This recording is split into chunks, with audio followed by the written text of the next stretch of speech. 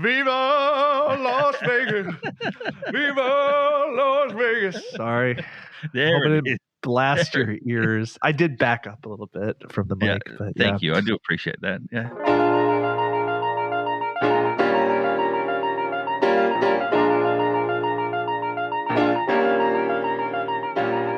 Do you love to travel? Do you love road trips? Do you love finding hidden treasures in towns all over the USA? Hi, I'm Joshua. And I'm Craig. Welcome to Treasures of Our Town. It's the podcast that explores unique and charming towns scattered throughout the United States.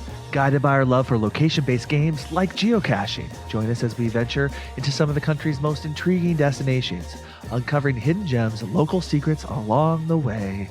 On today's episode, Josh, it's all about me. It's all about you. It's all about Craig. It's all about Craig. Craig, the world traveler, or the U.S. traveler for sure. You just make up a song about me. Thank you for that. It's all about Craig.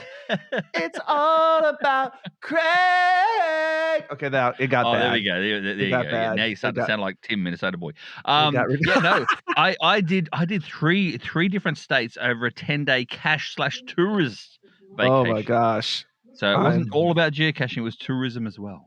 I'm very excited to hear about it because I am sure this is going to be another one of those episodes where I am very jealous because I thought about going on this trip, but it just wasn't in the cards for me. Mm-hmm. And then what you did on Sunday, you know my love for this thing. You did it, and I was not there. Because you know my love for this thing, and we're teasing it because I'm sure this is going to be towards the end of the episode. It will be at the very end because the Sunday was the last day before I flew back. You see, so yes. But before we get to that, we need to get to our delays and upgrades. Boom, boom. Did you like that? Did you like the sound I do in the edit, Josh? You like? I like it. I like it so much. That's really very cool. Very cool. Puts me in the mood. It puts me in the mood to get on a plane and go somewhere. Exactly. Mate, do you want to start off with it or do you want me to? What you like? I will start with my delay.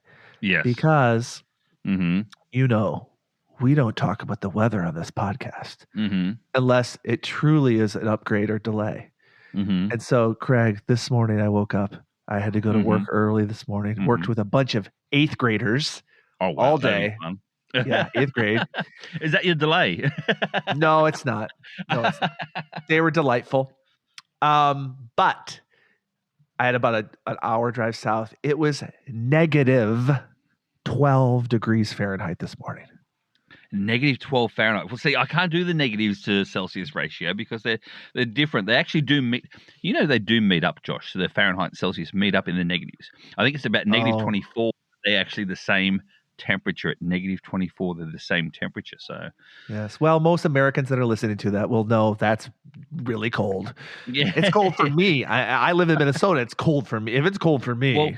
Well, when 32 Fahrenheit is freezing point, negative 12 is like, what's that? That's 42 degrees or 44 degrees lower than freezing point. Wow.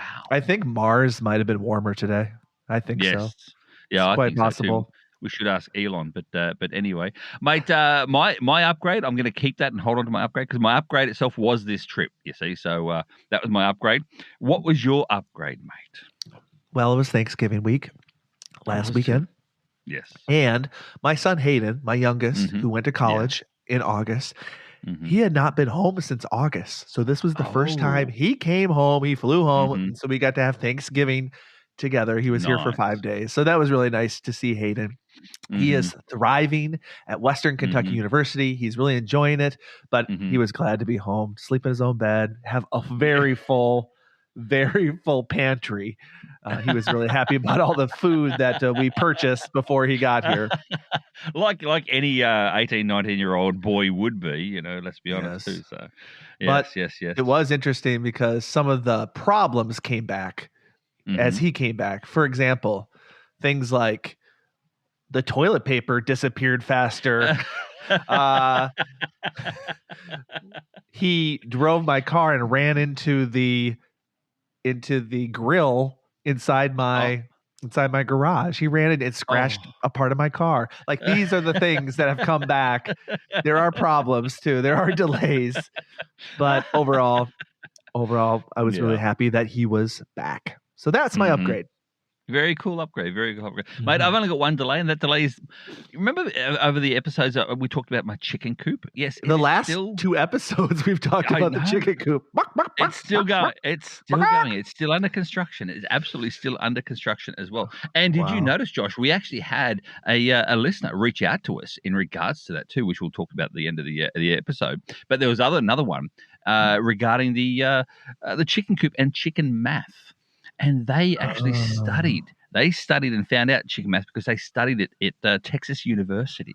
And they're doing a bachelor's, what does it call it, a doctorate or something like that in farm science. And they know exactly what chicken math is. So thank you for reaching out in regards to that too. So very, very cool. I had someone on my side. So there you go.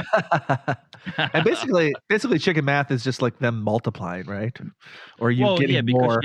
Yeah, that's what it is. Because you go, you round it up. You get 4, and then you go, 4's, might as well get 5. You get 5, and you go, you know what? We could do another 5 and round it to 10, like double digits. You get 10, and one dies or something else, and then you go, we've only got 9. Okay, let's get another 6. That's what you said. Makes it 15. That's chicken math. So that's how it works. Just you can't get enough chickens. No, you can't get enough eggs. The eggs are delicious, Josh. I'll tell you that right now. Eggs are fresh farm eggs. Exactly. All right. So let's get into this trip. We are talking about your adventures to the southwest of the United States. We have traveled together. We've been in Flagstaff, Arizona together. We've actually talked about like the Grand Canyon, but it sounds like you expanded your horizons even more in the southwest. So tell the people, first of all, Craig, what was the thing that motivated this trip? What kicked it off? Why did it happen? Because I kind of know why, but it looks like you expanded it beyond what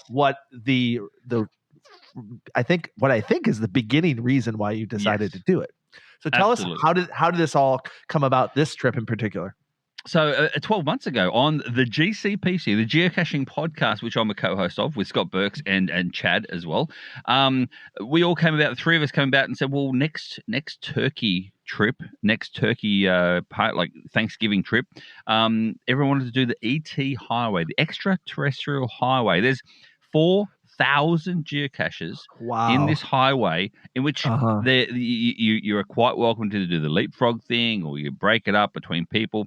And so Scott came up with the idea and said, look, let's do a patron, or anyone who's a listener of the show can come and join us over that period of time, because the Thanksgiving was on a Thursday. You see, so it always is on a Thursday, by the way, just so you know. Sorry, it's always Thursday. Oh, there you go. Well, this Thanksgiving is always Thursday, yeah. And so he said you had to take the one day off the Friday. So for one day off, you get 4 days off of work. You see, and so that's what Scott said. It was a good idea to have one day off work and get 4 days off and do this turkey trot. We called it turkey trot. And so that was the idea and the reason I went to sort of that sort of area. The ET highway is north, probably about an hour and a half to 2 hours north of Las Vegas in Nevada itself. It is literally a lot of dirt roads. I'll say that. A lot of areas. It's the middle of nowhere. It really is. There's a certain beauty in the desert. We've talked about this, but it's pretty. There's not a lot out there. No. Apart from 4,000 geocaches, right? Exactly. And I'll just say this too, Craig. You know this. I have done the ET highway, but I'm ashamed to say. Guess how many I got of those 4,000? I think you got. Did you get 5 or 10? Like 12, 10 or 12. That's the one. I did get that old one. I got that old one that you got up on the hill. Yeah, the oldest, That was cool. Yes. That was cool. Well, I'll talk about that oldest later on in the show as well, because I put it this way, Josh. I'm almost not here talking to you right now because of that oldest. But anyway. Oh no. Oh yeah. It's a very rocky way up there. I remember that. Yeah. Exactly. I have a video of it. I should share it with. I'll put it in the show notes. But I have a video doing that, Cache. But we're getting ahead of ourselves. Yes. So that was the main reason for the trip. Yes. And so you flew from Sweet Home, Alabama, like you always sing on another podcast. Yeah. And you flew into the city, I believe, of Phoenix, Arizona. Phoenix. Yes. Yes. See, and the thing is that, and as you said, Josh, I expanded my trip in terms of, I thought, well, I'm not just going to fly into Vegas on the Wednesday, do the turkey trot, do the 4,000 caches, and then fly out on the Sunday. No, I wasn't going to do that. I thought, no, I'll fly into Phoenix on the Sunday beforehand, spend a few days traveling Phoenix, Arizona, along with California. I dipped in California and then back into Nevada, did the ET highway, and then flew back on the Monday. Because the Sunday flights after Thanksgiving were very expensive. Oh, I'm sure they were. I'm sure they were. So I did it for the Monday instead. So that was my trip. So you got to Phoenix. Did you do anything in Phoenix, or were you just heading straight north like the next day? Or no, that same day we landed, I got myself a really nice, a beautiful hire car. Hire car. There you go. I was waiting for it. For those that don't know that's a rental car.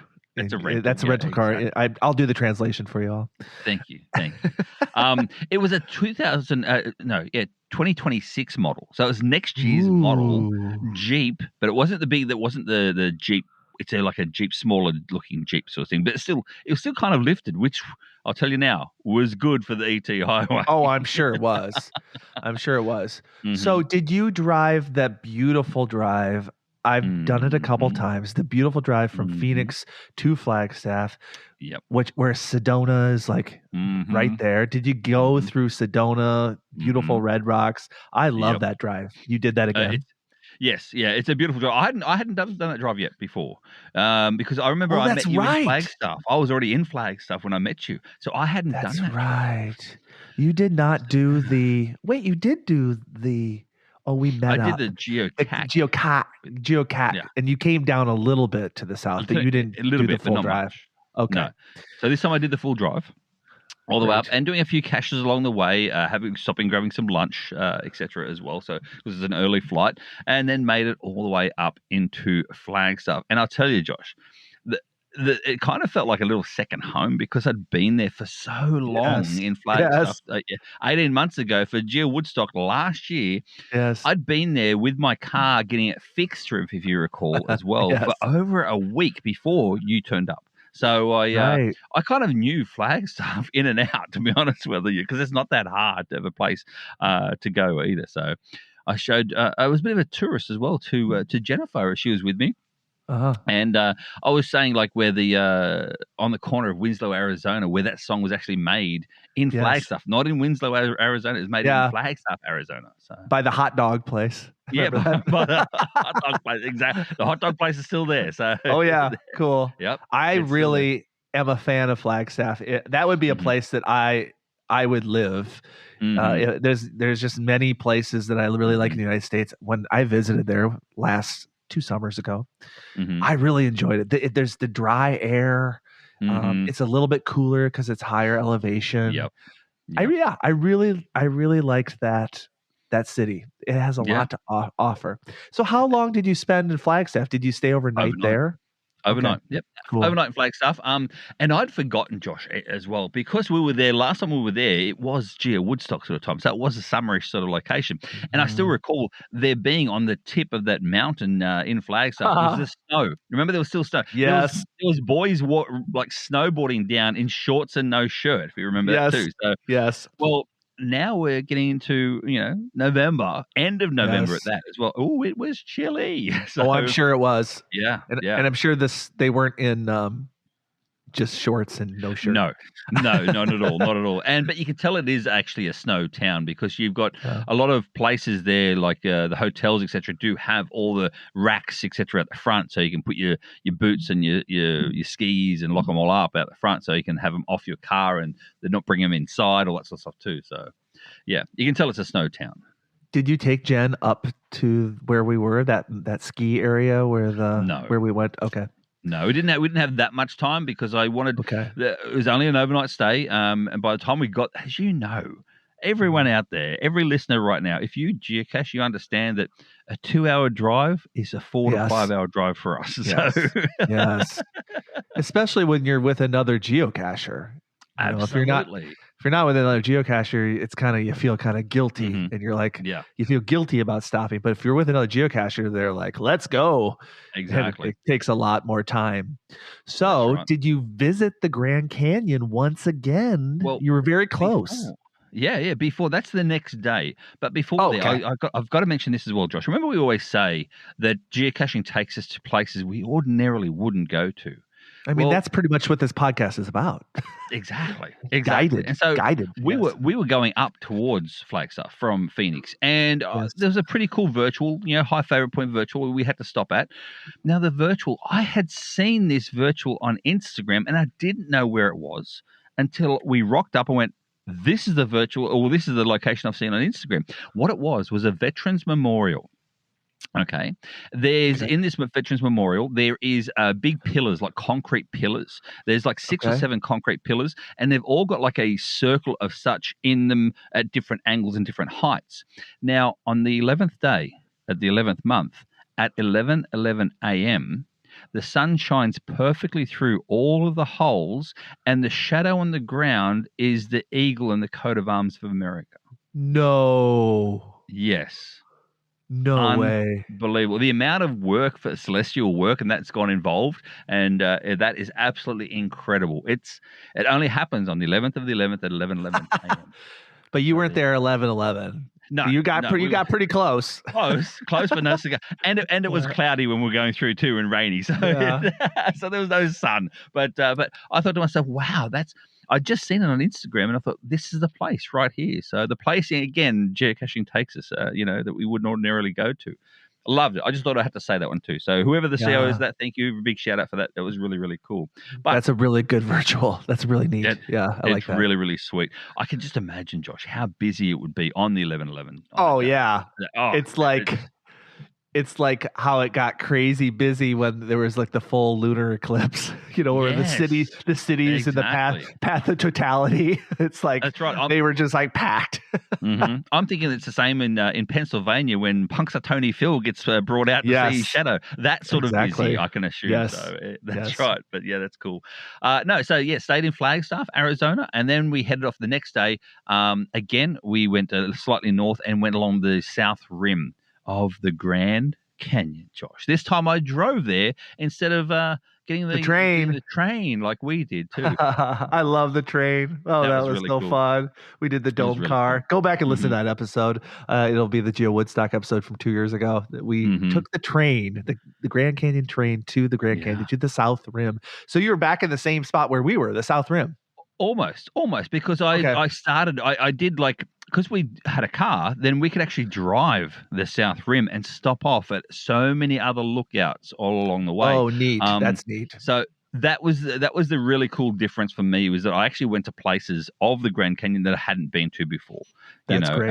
And that was for me was the highlight of that day itself. So getting all the different other places along that rim, and of course our Munsies are still there too, Josh, as well. Are they still there? They didn't leave us. No, they're still there on the South Rim. I checked. So good. Those virtual. I think they were virtuals. They didn't disappear. Thank goodness. Yeah. Thank goodness some Munsie god didn't pull them away. I know, right? Meaning you or Rob. Pull them off the map. My virtuals got muggled. Really cool. That was really cool. And again, there's some really cool Earthcaches along there, and a virtual as well. So that's really, really nice. So after that, Josh, we drove all the way down and through to what was that called? Oh, I can't think of the place now. Oh, Seligman. Have you heard of Seligman in Arizona? Seligman, Arizona. I have not. Tell me more. You have not. Okay, so this stop, as you go from Flagstaff to Kingman, Arizona, you can get off and go the Route 66. It actually is. It's supposedly where Route 66 actually began in terms of the idea of Route 66 was in Seligman, Arizona. I got told by a fellow Munsie player, Vadotech, to jump on and have a look at this place, and he told me to go here because there's a famous ice cream shop that I had to visit and I had to get ice cream out no matter how cold it was. So I said, absolutely, we're going to go there. So we drove into Seligman, and I'm telling you, Josh, I stepped back into time, into the 80s, 70s, and 80s, 60s, 70s, and 80s. This is old school Route 66. Nothing has changed. I'm talking the signs are still the neon. I'm talking, there's stuff everywhere. So the ice cream shop that are there, we pulled up to the ice cream shop, the parlor, out the back. It was like this Route 66 walkthrough museum that's just free and open. You can just walk through and take photos. Really weird stuff I'm talking about, like in terms of, you talking about the toilet seat museum. Remember we went there as well? Yes. This didn't have the toilet seat. This had the entire toilets museum. So there was potties everywhere. You could sit down over and take some photos with, etc. That was really cool. But no, Seligman, I will say Seligman is one of those places, again, off the highway, where if you decide to have a rest break, have a stop, grab a few caches, etc., this is the place to go. But for me, Josh, the ice cream place had closed for winter. I know. The owner was even there walking out the back, and I said to him, "Is this the ice cream place?" And he said, "Yes, it is." He goes, "It's closed for the winter." He closed like 3 or 4 days before we got there. I was like, "Wow." I said, "You don't have anything that you can open up and sort of?" And he said, "No, we don't. We got rid of everything for the summer, for the winter." So I know. So Seligman, if we're pronouncing it right, Arizona. It's a little town, 700 people in population. Yeah, it is. I am looking at pictures. If you close your eyes and you never have been to Route 66 before, and you close your eyes and you imagine what it would be like, this is it. It really, it does. It looks exactly. It looks like exactly off the movie Cars, pretty much. Yes, and that's what they go from as well. And they play off that movie Cars as well. So really? Okay. Yeah, absolutely. They've got like murals and stuff like that too in the town where they play off. With the dump truck guy and Cars, and then all the Mater characters. Yeah, all the different characters and cars is in the actual town as well. So that's really cool. And on murals and stuff too. So loved it. Got some really cool photos in there as well. So again, spent some time doing that before heading further to Kingman, Arizona. And we stayed overnight at Kingman, Arizona. So are you heading farther west in Arizona? Okay. Yep. You're making your way to Vegas, baby. Vegas. Well, no, we actually made our way to California first and then back into Vegas. Oh, wow. The long way around. The long way around. And there was several reasons for that. Now, first reason is that Jennifer had never done Arizona, Nevada, or California. She'd never been there, never cached. Okay. So this was the first time that she had seen the Grand Canyon, first of all. Absolutely. What was her, I always like to talk to people about this. What was her reaction when she saw it for the first time? She literally gobsmacked, blown away, couldn't actually talk about it, stood there in awe. She did see, because I never told her about the trip. I just said, you're coming along, these are the dates. She had no idea where we were staying. So you planned this. Yes. Yeah. Okay. Yeah. So she didn't know that was happening. She had no clue about any of the trip at all. That's so fun. Apart from the ET highway, that's all she knew about. She didn't know where we were staying. Wow. She didn't know the things we were doing. She didn't know Seligman. She didn't know the Grand Canyon. When we were driving to the Grand Canyon, for instance, past Flagstaff, etc. Yeah, there was signs, and she looked at me, and I went, "Oh, just close your eyes, or just forget that you saw the sign." So she knew. She figured it out. Yeah, she figured it out on the way there. But no, I did say to her, I said, "You'll see it in movies, you'll see it on TV, you'll see it in photos, but nothing beats being there. It is like you're standing in a 3-dimensional painting." Yeah, it doesn't look real. No, it's hard. It's hard for your brain to fathom something that an object that large. Yeah, exactly. That's why I think it makes our brains go, "Whoa, amazing!" It is, and it's amazing, Josh, too, because I'm going to shout to one of the things we're going to talk about right at the end of the show, and that is this here was a natural wonder. And then right at the end of the trip as well was a man-made wonder that I'd seen too. And it gave you the same feeling. I'll say that. It gave you the same sure it did. feeling. I'm sure it did. I'll get to that very, very soon. That was incredible. I'm jealous. All right. Overnight stay, Kingman, Arizona. Yeah. Tell me what's in Kingman? What is that? Again, we're on Route 66 still. Route 66. Another segment. Yeah, and Kingman dives headfirst into that Route 66 feeling.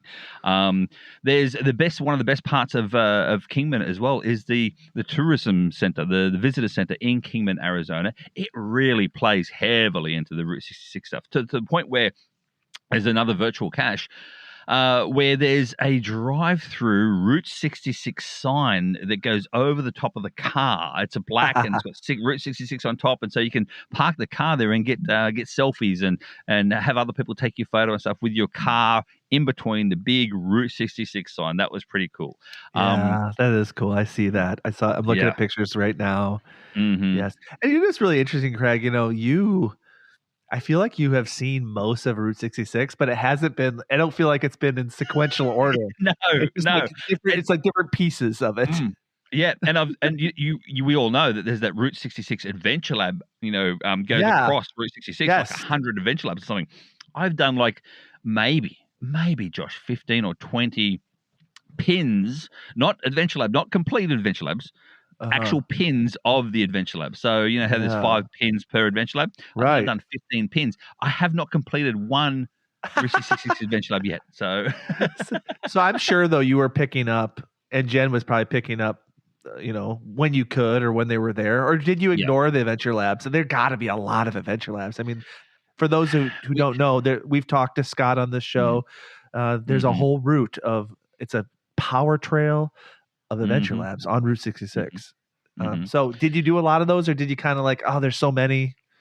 I kind of bypassed the Adventure Labs a little bit because we had touristy things to do more so than the Adventure Lab sort of style. And we did stop for physical caches and stuff as well, because if you are a geocache and you know about, then Adventure Labs do not count towards locations such as state things and stuff like that too. So they don't really count apart from just actual fines. That's all it was. So I thought to myself, no, we'll leave it, and then one day, Josh, we'll do the entire Route 66 for the purpose of doing Route 66. Are you talking about like me and you will do it together? Are you inviting me right now? It's me and you taking the road. Life is a highway. I'm gonna ride it all night long. We'll see my show. How warm are you in bed, Josh? Because I'll be taking the van. Just saying. So, can I bring Goliath? He can sleep. He can sleep between us. Yeah, he can fit. Goliath can fit. Actually, I don't know about you, but Goliath can fit. Put it that way. So, no, Kingman, Arizona. Again, it plays high into that Route 66 feeling. And speaking of Goliath, too, he would have loved it. And the reason for it is next to the visitor center, there's a little dog park. Inside the dog park, Josh, there's a miniature version of that same Route 66 sign that your car goes under, but for dogs. So you can sit your dog under the Route 66 sign and get a photo. I didn't have a dog, so I had to do the sitting myself. So I sat there under the Route 66 sign like a dog and got a photo. So that's a lot of fun. A lot of fun. But no, again, Kingman, a place where you could easily spend 2 or 3 days, doing the Adventure Labs there, doing some caching there, and enjoying the whole highlights of Route 66. So, that's but great. Josh, the next day, I'm looking at the picture right now. That's the one. I'll put my picture in the show notes as well for that. The next day, Josh, because we stayed in Kingman, Arizona. The next day again. Jen didn't have any clue about where we were going. She just got in the car aimlessly and put a seatbelt on, and I drove. That's it. We continued along Route 66. Now, we went the old school Route 66, and I even said to her, this is actually Route 66. And she's like, really? Yeah, the highway's over, half a mile away. Right. So you can go the highway. A highway's got 2 lanes in each direction, the whole lot. The old Route 66, 1 lane in each direction. Yes. It's windy, it's bendy, there's potholes, there's this. I said to her, can you imagine back in the day, this was how you traveled across country, was on this route. Yes.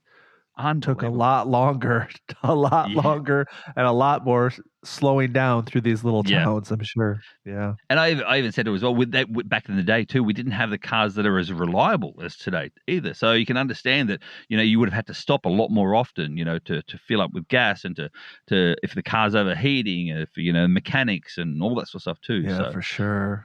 But there's one place, Josh, we went to that is my number 1 town that I've ever visited in the United States. My number one. What? Yes. Oh, that is big. That's okay. Big. Okay. And this town, Josh, there's people who live. It's in Arizona. There's people who live in Arizona their entire lives who've never heard of this town. Wow. Never heard of this town. It is Oatman, Arizona. Oatman.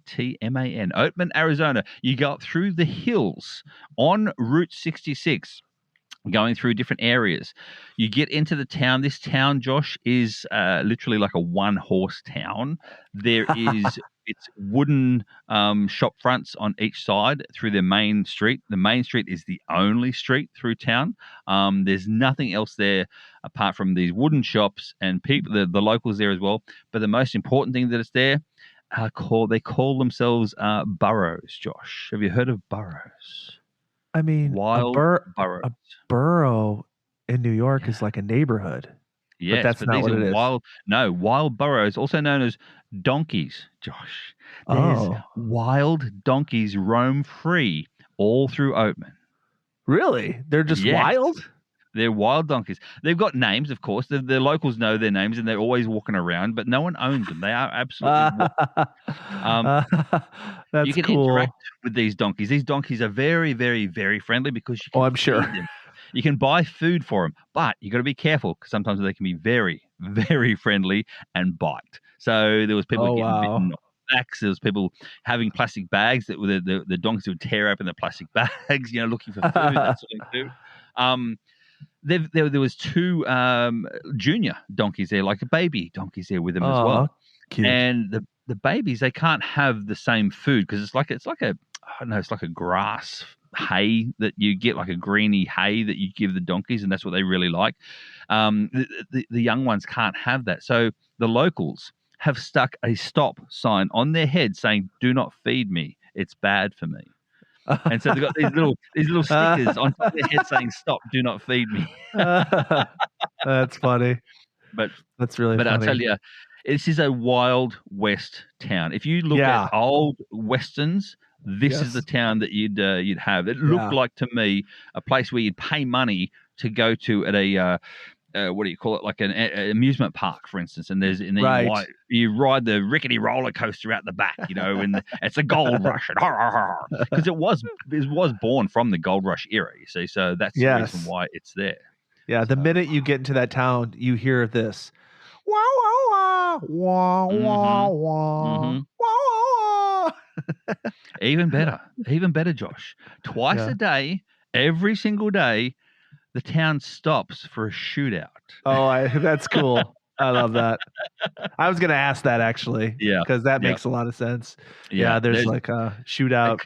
A couple of the shopkeepers close their doors, get up in their little country, their Western outfits as well, with their chaps and their big hats and their gunslingers and all that sort of thing too. Now, I'll tell you, Josh, these guns that they have, they're real guns. But they have blanks in them, apparently. So they are loud. They're real. You can smell them. Like it's just, I'm sure. and they don't mind just letting them, rip through the crowd. They don't care. It's like, whoa. Wow. I have a question for you. Remember when we did the train ride, and on the way back from the Grand Canyon train ride, the thieves robbed we got robbed on the train. They just, like, you could see horses. It was kind of cool. The horses were running alongside the train, and then the train stopped and the criminals robbed us, and all they did was they were just looking for tips. Robbed us for tips. Exactly. Tips. So after the shootout, were there tips, like hats? Oh yeah, they came around with hats. Yeah, they came around with hats because that's how they keep the town running is through the donations and generosity of the tourists. That's the only way this town survives now, is on tourism. That's it. Purely and simply tourism. That's all it was. But I will say the cowboys and the cowboys that we saw in the what do you call it, the train ride were much cleaner and much younger than the ones I saw in Oatman, Arizona. Oh, really? I'm talking. These guys almost had like a walking frame as they were slinging guns around, and then one would hit a wall or something, and dust would fly off his costume too. So it's my gosh, it was a sight to behold, absolutely sight to behold. Sure. But no, and you can have lunch there, Josh. Now the lunch there, oh wow, in the local hotel. You've seen them around the world now, but especially in the US. You got those old hotels, whatever, and everyone signs their name on a $1 bill, and they put it all up and around the all. So every wall, ceiling, the whole lot is covered in these $1 bills in this hotel. Food there was delicious, and they have burro chips, Josh. Wait, like what's the that? Ears, burro ear chips. And what that is that they slice up a potato very finely. Okay. But not too fine. So it's not like a Lay's. It's probably about 5 Lay's put together, basically, but it's a real potato. So it's not a potato chip. It's a real potato. They then fry that particular potato, and then those are then next to your meal. These burro ears, they call them. So that sounds absolutely delicious, because they were still soft in the center but crispy on the outside. Ooh. And they're like a big Lay's looking chip. So very different to normal French fries. So yeah, it sounds like it. It sounds delicious. Yeah, that sounds like a cool place. I'm looking at pictures right now. It's a Wild West town. It's cool that there's donkeys wandering around. It looks straight out of the Back to the Future 3. Yeah, right. Yeah, exactly. Doc Brown and Biff Tannen. Yeah, I love that. I love that kind of stuff. That's cool. That was really cool. And it's your favorite town in the U.S. now. It's number one town. My number one. Wow. And the main reason, Josh, it is close to my heart, is because it does remind me of my grandfather, my late grandfather. Growing up, all my childhood, every weekend I'd visit my grandparents' place, and I'd, my grandmother and I, we were the closest bonding that between two sort of relatives there was. So my grandfather was a bit left out, but every Saturday night, because he never used to play cards or any of that sort of stuff, we used to play cards. He would be out in the lounge room watching his Western movies, and he'd call out, "You guys keep it down in there! I can't even hear my movie," that sort of thing too. So he was the grumpy old man in the seat that is still you have those memories of him. And I think to myself, Pop, look at this. Look at what I'm seeing, Pop. Yeah. You know what I mean? I'm in the movie. I'm in the movie now. What would he think of being in a place like that? He would literally just lose his mind. So yeah, he would think it's cool. So that's the reason why I think as well. It's very close to and dear to my heart. That's really cool. All right. One you more went thing. to one of the cool. Thing. Oh, okay. What? Yeah, one more thing. What? A full Adventure Lab stage is in there as well in Oatman, Arizona, and a couple of cool caches are in there, including inside one of the stores. And you walk in, and we walked out, and I'm looking at the phone, and then she comes out, the lady comes out, and she goes, "Are you geocaching?" I said, "How did you know?" She goes, "Well, you're looking at your phone's funny." Of course. She said, "It's in here in the urn." And so it was in that's an awesome. urn, and the cache was inside in the urn as well. So that's really cool. I love a good indoor geocache because they're so unique. And the fact they put it in an urn, that's exactly. Funny. That's funny. So was urn in the was there a container in the urn, or just there? You looked in the urn and it was just the logbook was in the urn. Just logbook and trinkets were in the urn by itself. That's funny. Because we do a geocaching along the way, along that route as well. And there was one cache location there which was out on a point that you had to walk out to. Beautiful view overlooking all of gorgeous Arizona. But the whole point is like a cemetery, but they're all there's no actual graves. They're all literally urns sitting on the ground. Wow. with their ashes in them and everything as well. Wow. And me being me, I looked and went, "Oh, look at that! Looks like an ammo can." And I picked up the lid and looked. No, there's a plastic bag full of ashes in there. I went, "Oh, sorry, my bad. Put it back down." sorry, whoever that is. Sorry, Bill. Sorry, Bill. Put you back, Bill. Put you back, Bill. I'm looking for the cache. Can you point me in the right direction? But yeah, there was so things like that again. You won't ordinarily find though without the hobby in which we love. So yes. And one other one was again inside. A cache was inside this souvenir shop sort of style, middle of nowhere. But the best part about it is that no one really drives this Route 66 that we're on. It's very rare to see a car go past. We were there for like maybe 20 minutes and one car went past. But the best part is right at the front of this old school gas station looking souvenir shop was an official Route 66 painted sign on the road. Perfect. Oh, that's cool. For photos. Absolutely. Yeah, sure. And no cars driving past. You can take as much as you want, get the right angle you want, get the right lighting you want, and you can get a perfect photo of you sitting on the road with the Route 66, an official Route 66 sign painted right in front of you. So, again, really cool, Josh. Really cool. I'm so jealous. I know I want to do a Route 66. Like, I want to do the whole thing. Yeah. And like, but I really want to do it. I don't want to like rush through it like in a week. I want to do a month and like do all the little silly things. Yeah. Because like sometimes it will take you about a month as well, because you do stop at all these little stops. Yeah, and it's just so like many. Roadside attraction heaven, really. Just all this like quirky and kind of cheeky touristy things. Yeah. So, all right. We even spoke about the blue whale, for instance, is on Route 66. Yes, blue whale. I know. I haven't been there yet. I blame Minnesota boy. Remember why I haven't been there? Minnesota boy said, "Oh, I don't want to go to a blue whale." I'm like, really? And then he saw the pictures of it. Now he regrets it. Yeah, that's what I mean. There's places like that all along Route 66. Yeah. But no, we then headed off into California. The reason for California was Joshua Tree National Park. Oh, right? Okay. So before we begin, I'm just going to say this. I've been to Joshua Tree.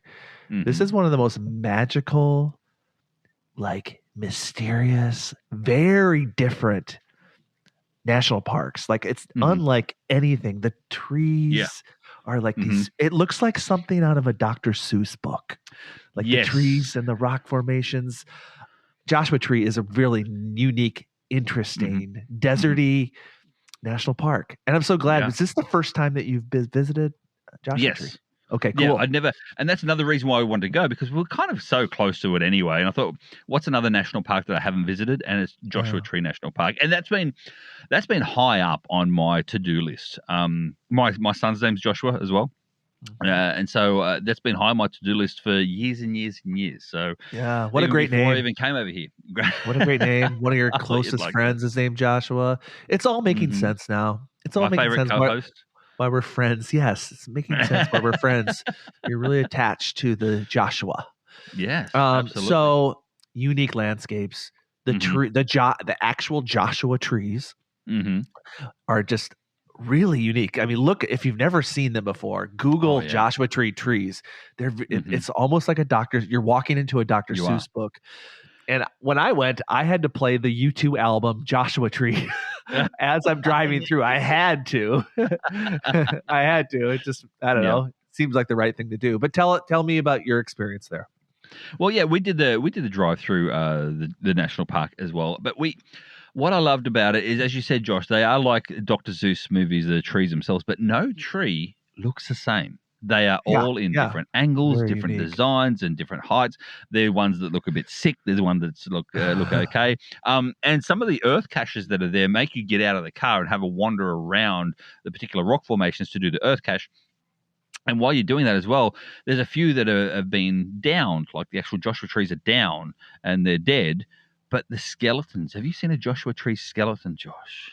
Well, I know there's a rock formation called Skeleton Rock or Skull Rock. Did you visit that? I think that's an Earthcache. Yeah. Did you do that? Yeah. It's a rock formation. It looks like the Goonies like skull. Yeah, it does. Cool. And you actually can climb up into the eye. You can climb up and get photos in the eye of it. That's really cool. Yeah. That's a cool spot.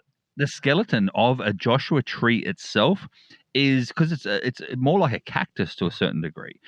So it's very light, very flimsy, very, and it kind of looks very mosaic sort of style with the way its skeleton is, and it's got like holes in it, very woven basket sort of style too. Looks nothing like I thought about it would look. I thought it'd be a Joshua tree, so it'd be a log or a bit of wood. No, it's all hollow inside. So yeah, very, very unique.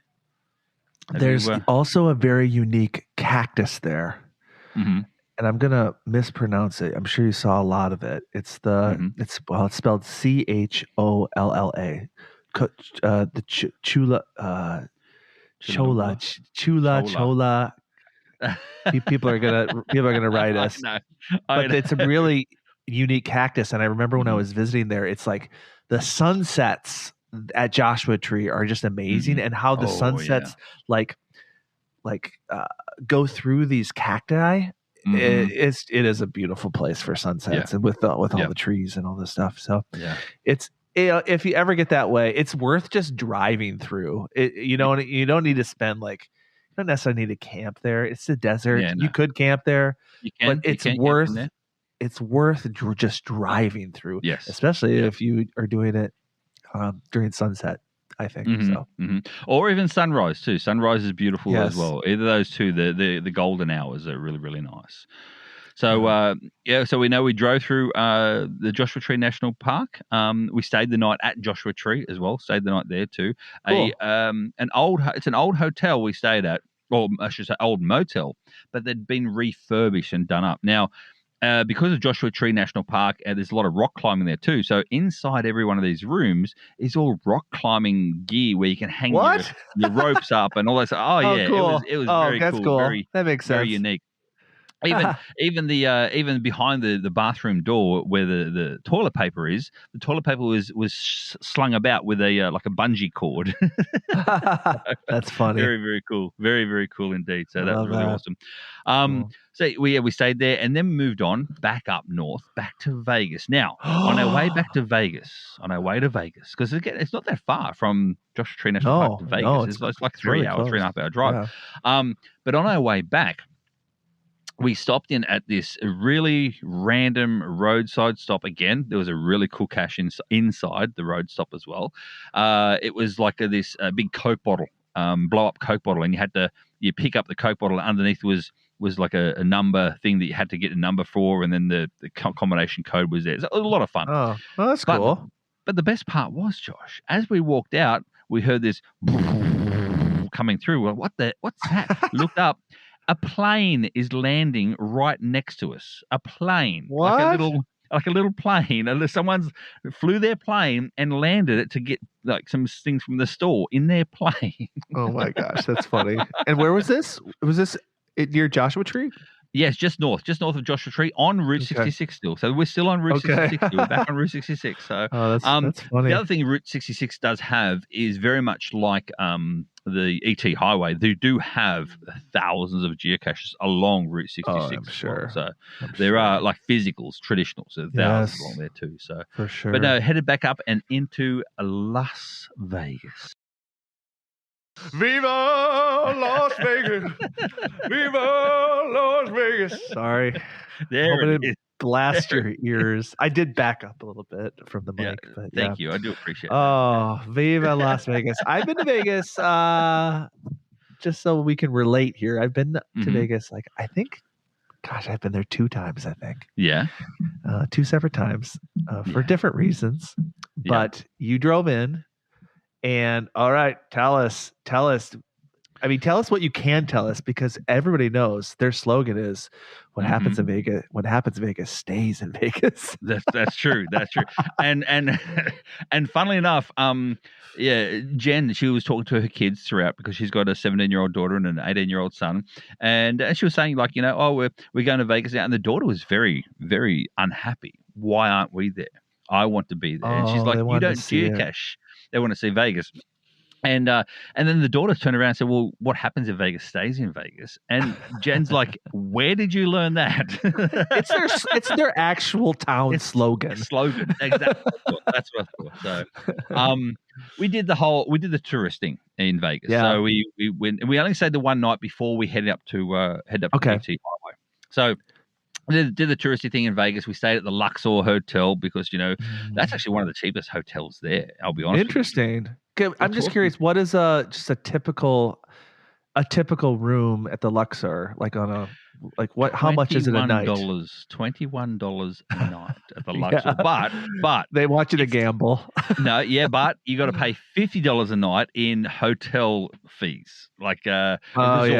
the resort tax, they call it. And probably parking, and like they probably nickel and dime you in different ways. $20 a night for parking. So in the end, one night at the Luxor was $91 including parking. Not bad. It's still not bad for the hotel in which it is. It's pretty good. So, and I've never actually gambled at all in the US since I've been here for the last 4 years. Did you do any gambling? Did you put anything in a slot machine? I put some money in the slot machines, and that lasted 5 minutes, and then we left. Yep. And You're like, oh, that was fun. That was fun, not. And then I left. That was it. So you could have, it would have been better just to go into the give them $5, go in the back room and get kicked in the nuts and call it a night. Pretty much.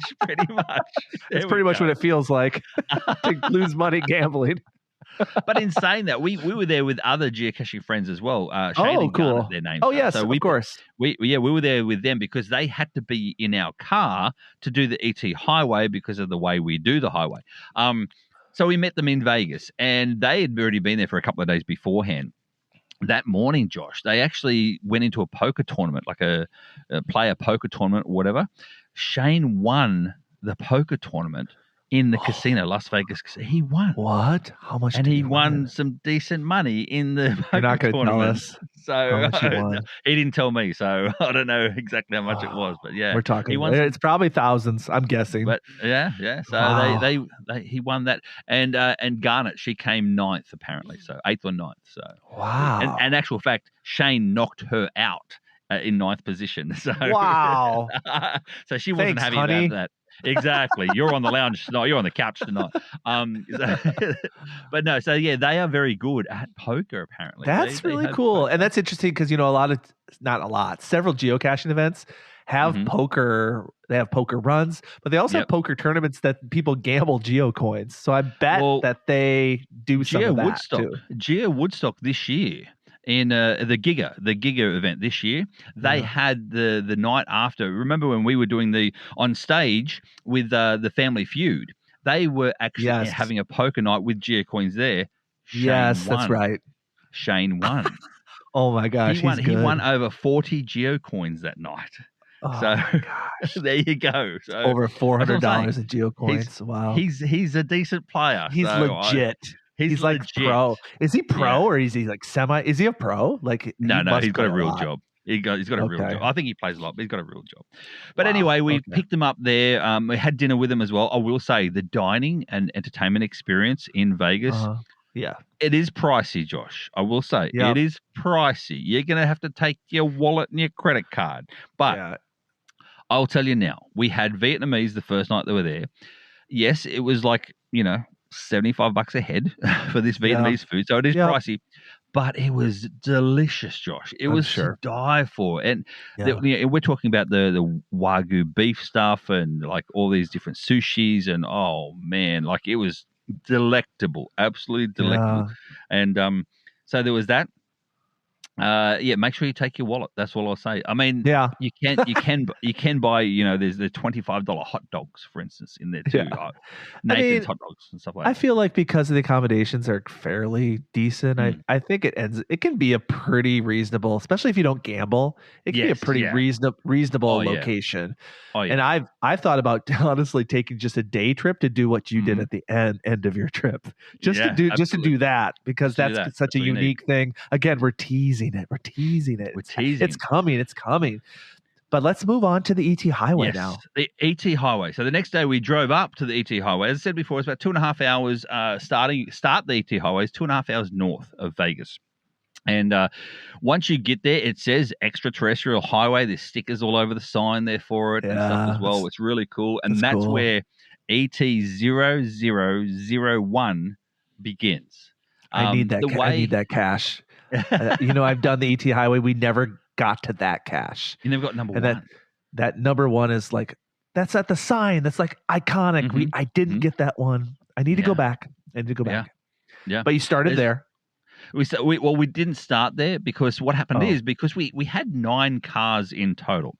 Now, instead of doing it, people normally do it with 2 cars and they do the leapfrog thing. So one car will drive around, they'll pick up the cache. Now, these caches are designed They're designed to never have a DNF.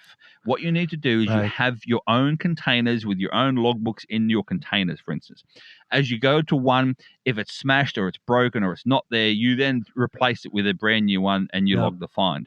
If it's there, you pick it up, you still replace it with a new one, you take it back to the car, and as you drive to the next one, the person next to you behind you is stamping or writing the names down in that logbook, and you replace the next one with that one, replace the next one with that one, and that's how you do it.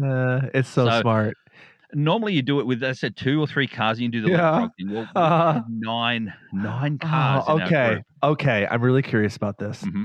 How did it work out? Did it work? Perfectly. It worked perfectly. So Chad, for one of the other co-hosts on the GCPC, he organized these in little sections about 80 caches per section, and you had like 3 sections per car per day. So you're finding, 200 caches in a day, which is very easy to do when you're in these cars. You just got driving between the sections, but 3 sections a day is very easy.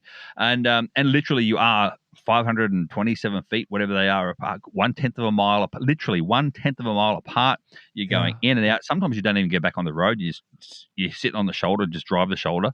Sometimes if you're in a car you can actually leave the door open, for instance, and just go jump in and out. If you're in one of those caravan, like the people move, you just jump in and out of the van, that sort of thing too. So, it worked out very, very well. We then stayed in Tonopah, the town there, which is closest to it. The closest biggest town was Tonopah. We stayed there for the 2 nights. Okay. And that was our junction, our home base. We'd have an event in the morning, like a coffee event, and then we have an event at night. So for dinner and stuff, including the Thanksgiving night, we had dinner there too, and we had this dinner at the most haunted hotel in USA. The number 1 haunted hotel. Jealous. In the USA. I want to go here. Where is it? Mizpah Hotel. Oh, it's not the one I was thinking of. That's not the other one I was thinking of. No, this is we're talking about. This is a hotel where you go in. There's a bar. It used to be it used to have a bank downstairs, and you can walk through the actual safe still. Like it has it all open. It's beautiful. It's got carpet area. They've got a local brewery there, so you can get local beers as well. And they do have a fairly decent meals there, like a bistro sort of style meals, which is good. We did have like a turkey dinner. The 4 of us did have like a nice turkey dinner on Thursday night. So it was nice. But the America's Most Haunted Hotel, famous for its lady in red ghost. She is seen several times walking up and down the stairs, and apparently she was a prostitute murdered on the 5th floor back in the day. Whoa, that's creepy. But some of the other spirits are very playful, including the bank robbers that come out of the basement, because bank robbers got shot in there as well. So there's still bank robbers that are in the basement. Apparently, their spirits are in the basement there too. Other unexplained phenomena that happens around as well. But it is quite luxurious, Josh. It is done up really nice. It's got the old school sort of Axminster carpet, on the floor and that sort of thing too. So very cool indeed. The Mizpah Hotel. Mm-hmm. I'm looking at the building. The building is cool. Oh yeah. This isn't a rundown place. This is a nice place. Yeah. You stayed here? No. You just visited. We just stayed. Yeah, we just visited for dinner one night and stayed in an Airbnb. Classy. It's classy. It is. I probably wouldn't stay there because of the spiritual activity. I know, but that's just me. But Josh, what you were referring to is literally 2 blocks down the road. 2 blocks down the road. It is home to the Clown Motel, the infamous Clown Motel. Josh, what do you know about the Clown Motel? I just know that it's a clown-themed hotel. I was actually thinking about going on this trip, and I was wanting to actually look at some of the rooms, and there's like different theme rooms. It looked like there was a Pennywise room. It was fun watching some of the live footage that was coming out of the trip here, because Scott Burks was like going into the rooms and showing a little bit like what the rooms look like. I mean, it's not like it's a motel. It's not like a super fancy, but it's exactly what you would probably envision it to be. It was kind of, I don't think it was run down, but it was like But yeah, there's tax, kitschy. There's tax in the carpet, to hold the corners of the carpet down. There's, that's all part of the parcel of the theme of the whole place. Yes. But you go into the area where you check in, etc. as well, and they've got like a museum and gift shop in there as well. And it's now home in the actual gift shop itself. It's now home to over 2,000 clown statues and items inside the lobby itself. And over 2,000 now. They started with 150 clown figurines, and now they've got over 2,000. That's neat. I think it was opened in 1985 back in the day. So there you go. So the clown. But one of the best parts about the Clown Motel, next door to it, there's a chain link fence. You can see the chain link fence from every single room. In that chain link fence is one of the oldest cemeteries in America. It's funny because I did a Google Earth search because I wanted to see what it looked like from the air, and I was like, oh my! I saw that. I was like, oh my gosh, there's a cemetery next to it. Of course, there's a cemetery. Absolutely. Again, a pretty cool adventure lab at the Clown Motel and the cemetery as well. But what I loved about the cemetery, Josh, is that. So this was an old mining town back in the day, and I'm talking 200 years ago, Josh. There's people buried in there from 200 years ago, but every single one is pretty much the railroad pillars. That what do you call it? Sleepers, railway sleepers. They're like old railway sleepers that are in the crossing, like in the sign of a cross, for signifying each one. But there's an old metal plaque in the middle, like nailed in, and in that metal is a metal stamp of the person's name and details and how they died. So this is Bill. Bill dropped dead out the front of the local chemist on the main road. Then this is Sam. Sam fell off the a carriage and then was run over by a train. That's I know. That's funny. That's funny because in the movie Back to the Future 3, Doc Brown, he sees his gravestone, and that's why Marty has to go back and save him because he realizes he gets shot. But the tombstone says, "Here lies Doc Brown, who is shot in the back by Buford Tannen for over a dispute of $50." So I didn't realize that that's a real thing. That's a real thing. That is a real thing. Like these things happen. And even to the point, Josh, we're talking. As I said, it's 200 years ago. Okay, so there were crosses that were on the edge of the chain link fence on the other side, and it didn't say "Here lies." It said like all the Asian community that died in the area are not buried in that cemetery. They're buried over the fence. And they just said over the fence lies Chin Lee or like the Asian names because they weren't allowed to be buried with the rest of them. So, yeah. 200 years ago, things were different back then. You remember? Yes.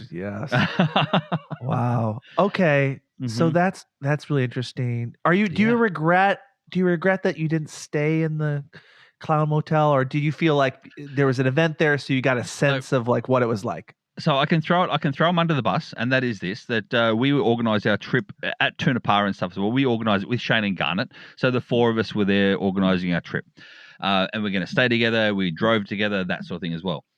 Shane is totally, and he's the winner of all the poker tournaments, but cannot stand looking at a clown. Has clown phobia, but he braved it out and actually walked in. We did a little tour of the Clown Motel, and he walked in to the clown, and I could see, Josh, the hair on the back of his neck stood up so stiff, and I thought he had a mullet for 1 second because his hair on his neck was so stiff out that he was so like, and his fists were clenched the whole time he was inside. So it is a real fear. It's chlorophobia. It's called chlorophobia.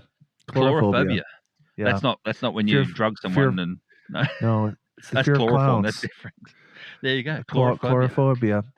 Wow. So there's no way he's sleeping there. No way. No way. He said he'd rather sleep in the cemetery next door than anywhere near the clan motel. So that's a real thing. So, but no, we actually stayed in a beautiful Airbnb with a log fireplace, and it was a teepee style. Remember how we stayed in the teepee style one? And when I say teepee, I mean like a high pitched roof in Flagstaff. Yeah. It was like that. It was like a nice high pitched roof. So it was really cool. Yeah, so, that's cool. So before we move on from the ET Highway, how many caches did you find? Did you find them all 4,000 or did all 4,000? Yeah, over 4,000 have been found and have been logged. Wow, so, that's what happens when you have 9. How did it take 2 days? Cars. Was it 9 cars, 2 days. 2 days, 9 cars. Okay. There was some issues along the way. One car got a flat tire. Another car got stuck in mud as well. And had to be and they can't be winched out. You know, there's nowhere to winch because you're in the desert. So things like that happened. And so there was some people stayed back because they were staying back on the Saturday. Some people stayed back and did the extra bits that weren't covered. So in the 2 days. So wow. So you really did the whole thing. That's impressive. Have you logged them all already? I have not yet. Wow. But apparently you can log them all on GSAC, but GSAC is only on PCs, not the Macs. Yeah, so that's tough. Yeah. So I've got to find someone with a PC. or a lot of time. Okay, so then you went back to Vegas, babies. Yes. Vegas, now, a little bookend. This is what we were referring to in the beginning of the show. Are you ready? I don't even want to hear it. Okay. Again, remember, I'm too jealous. Jen had no idea that I had organized any of this. Oh, she was probably so excited to see this. Well, she didn't even know, so she wasn't excited because she didn't know about it. See, but what I'm saying is when you approach the thing, when you approach the man-made wonder thing, I'm sure then she was like, oh my gosh, we're going here. Well, the best part about Vegas, Josh, is that you can't see much apart from what's in front of your face. And we walked, so where the Luxor is down near the southern part of the actual strip itself. So we walked north from the Luxor. We took our entire, because we left there at 9 o'clock in the morning. I said to her, we're going to be walking a lot today.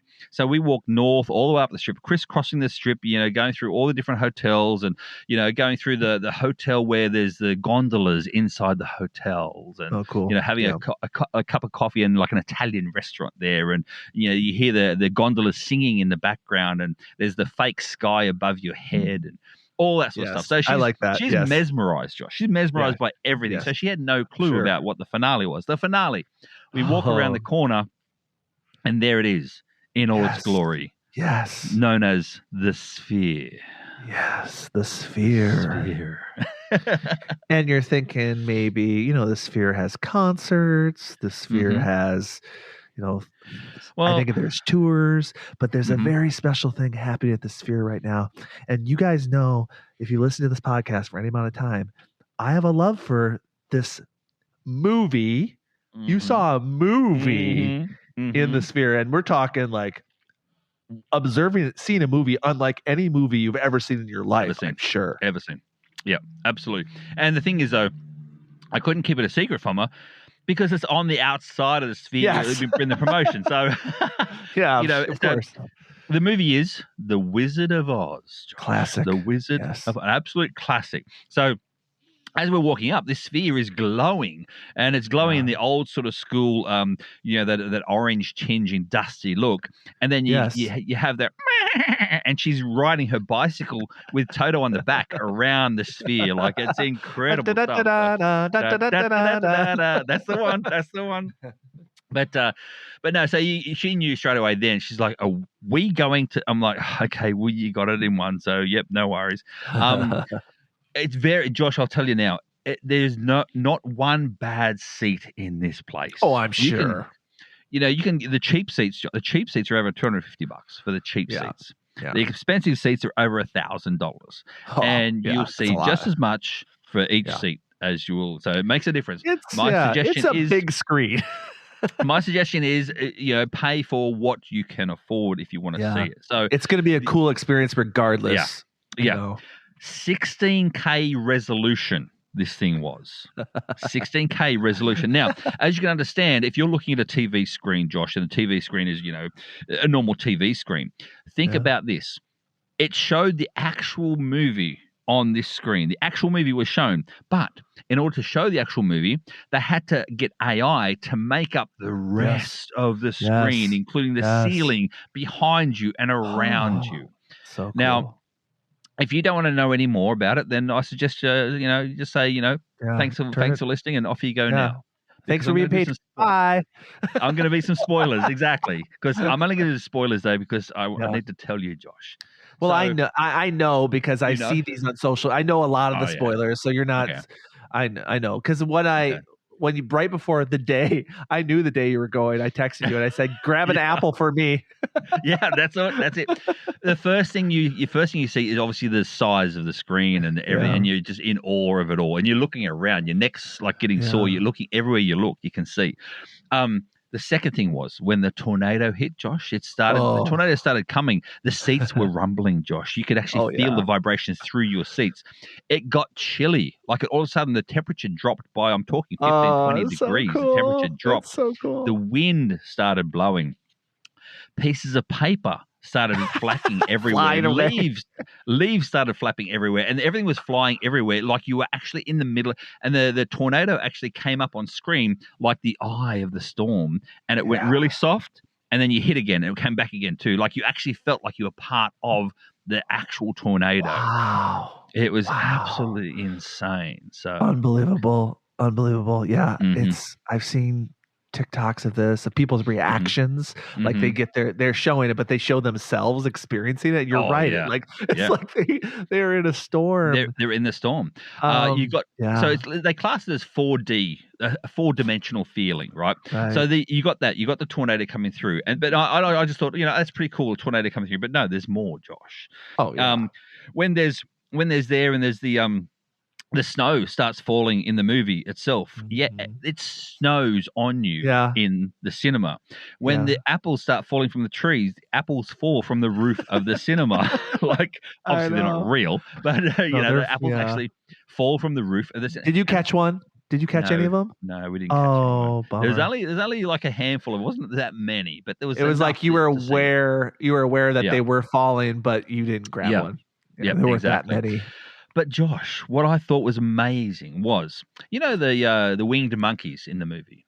Everyone loves the winged monkeys. Flying monkeys, yeah. The flying monkeys. Everyone loves the flying monkeys. Well, they had all these flying monkeys come out on the screen as well, which is really cool and stuff as well.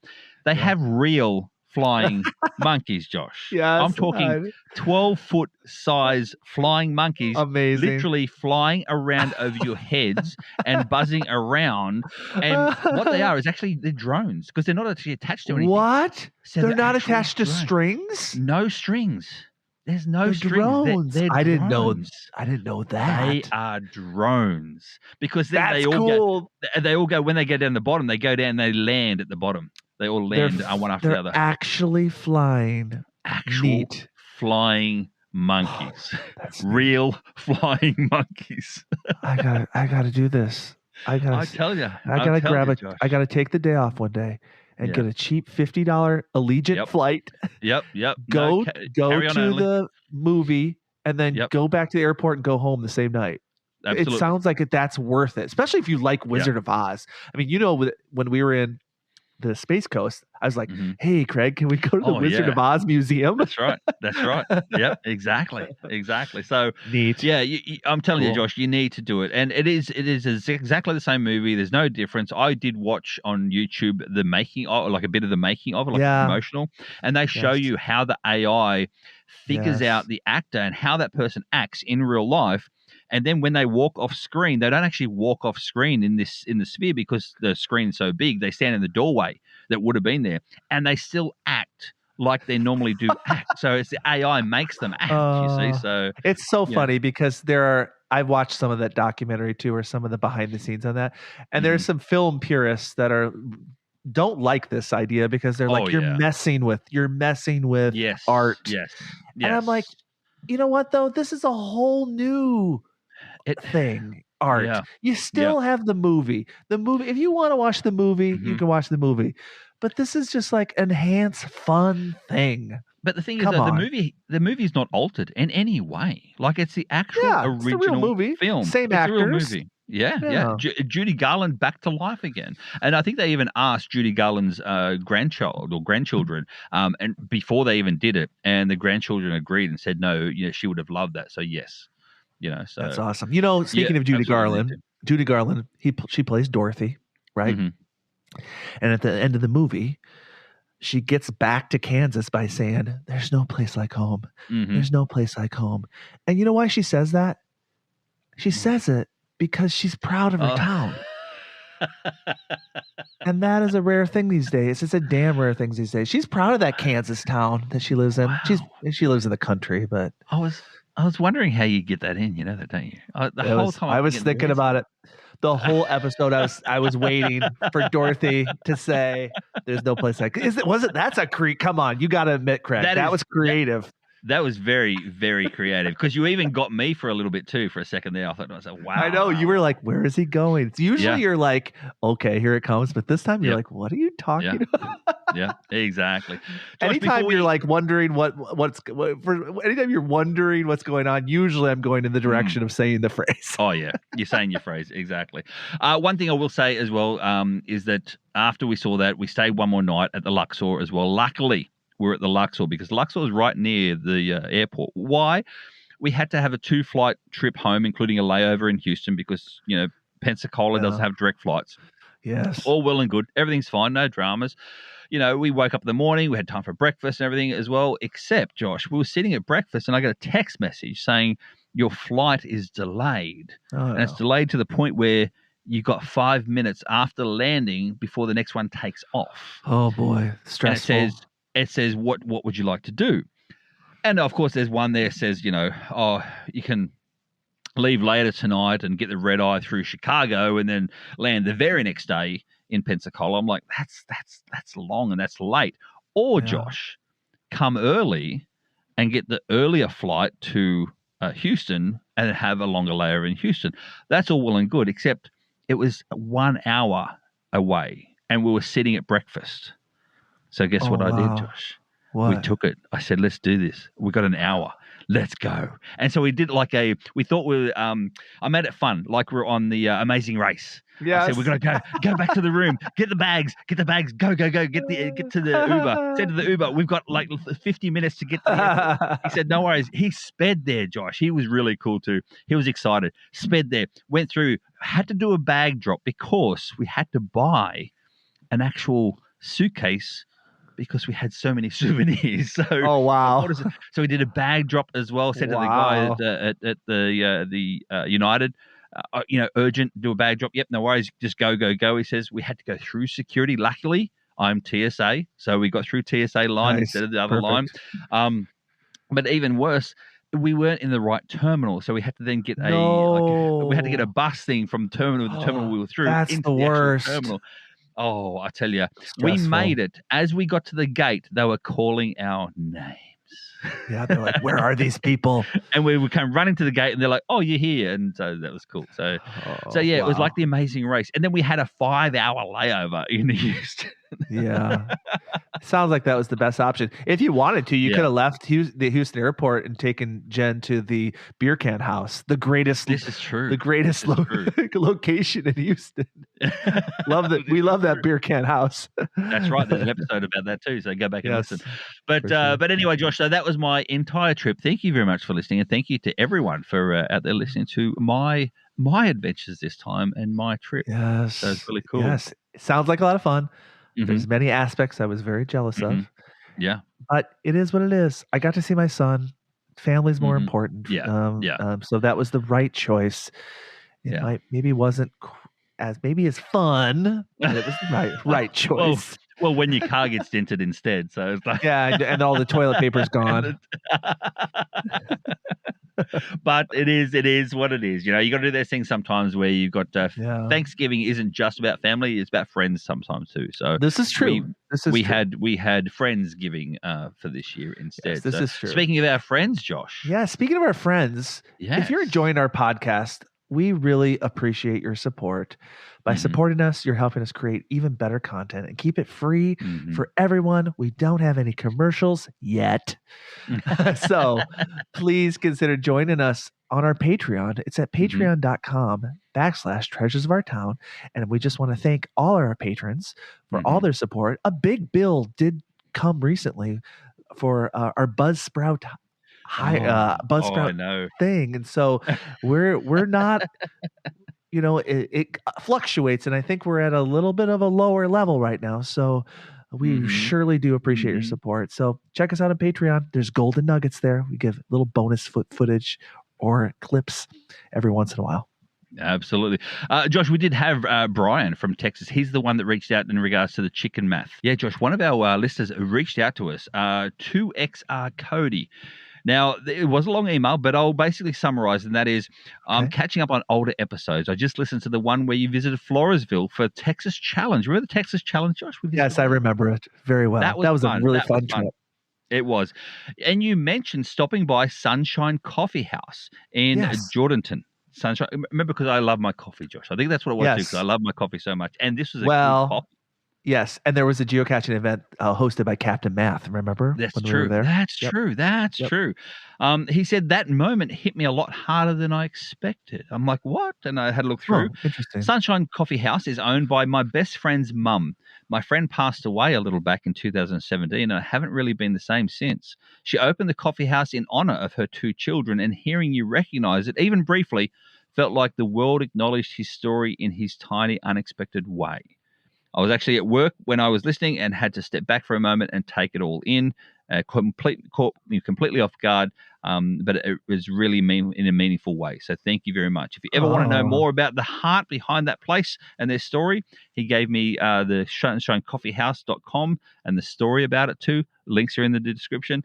And thank you for your kindness and attention you give to all the small towns and the people who make them special. This episode found me on a day I really needed it. So there you go. Thank you, Cody, mate. Thank you, buddy. That's awesome. Really cool. Yeah, that's why we do this. I love that idea. I love that idea of. I appreciate that he acknowledged that we focus on small towns. Yes, and so that's really cool. Thank you so much for sharing that with us. Absolutely. And speaking of small towns, right now I am talking to a guy that has a web series where he features small towns. I'm in conversation with him.